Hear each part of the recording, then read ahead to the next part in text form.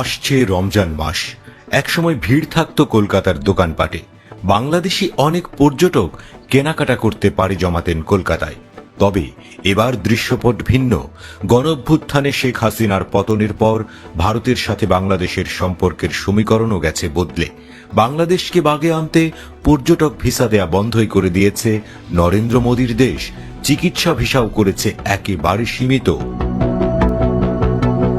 বাংলাদেশিদের কাবু করার কৌশল ব্যাকফায়ার করেছে।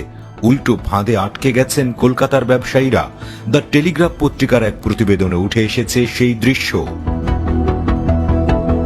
এবার রমজান পর্যন্ত টিকে থাকার জন্য রীতিমতো লড়াই করতে হচ্ছে কলকাতার নিউ মার্কেট এবং আশেপাশের ব্যবসায়ীদের। রমজান ব্যবসার মৌসুম হলেও এবার চারপাশ শূন্য, তাদের মূল ক্রেতা বাংলাদেশিরা নেই।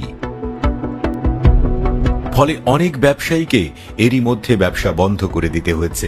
অনেকে আছেন ব্যবসা পুরোপুরি বন্ধ হয়ে যাওয়ার আশঙ্কায়। অনিশ্চিত তাদের ভবিষ্যৎ।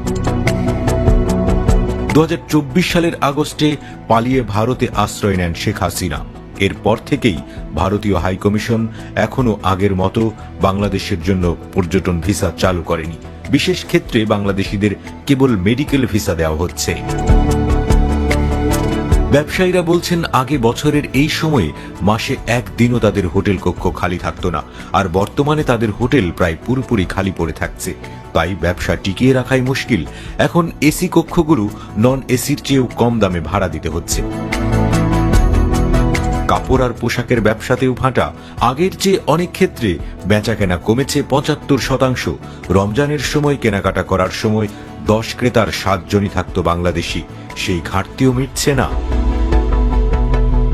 মার্কুইস স্ট্রিটে শাড়ি ও স্যুটের জন্য বিখ্যাত শামসি ফ্যাশন নামের দোকানটি বন্ধও হয়ে গেছে। দোকানের মালিক কামরুদ্দিন মল্লিক জানিয়েছেন তাদের মাসে 2.5 লাখ রুপি দোকান ভাড়া দিতে হতো, আর অন্যান্য আরো ওভারহেড খরচ ছিল 2.5 লাখ রুপি। ব্যবসা নেই, তাই খরচ চালাতে না পেরে ব্যবসায় বন্ধ করেছেন। Marquis street, free school street, kid street, sudder street, Rafi Ahmed Kidwai road এবং নিউ মার্কেটের আশেপাশের এলাকাগুলোতে বাংলাদেশ থেকে আসা দর্শনার্থীতে আদতে মুখরিত হবে কিনা তা নিয়ে রয়েছে সংশয়। এসব এলাকার শাড়ির দোকান, শেরওয়ানি এবং সালোয়ার স্যুটের দোকান, বাংলা খাবারের hotel, guest house, travel agent, tour operator, currency changer এবং এমনকি রাস্তার বিক্রেতারা যারা আনুষঙ্গিক জিনিসপত্র বিক্রি করে, তারা সবাই বাংলাদেশি ক্রেতার উপর নির্ভরশীল। তারাও এখন বিষণ্ণ মুখে পথ চেয়ে আছেন।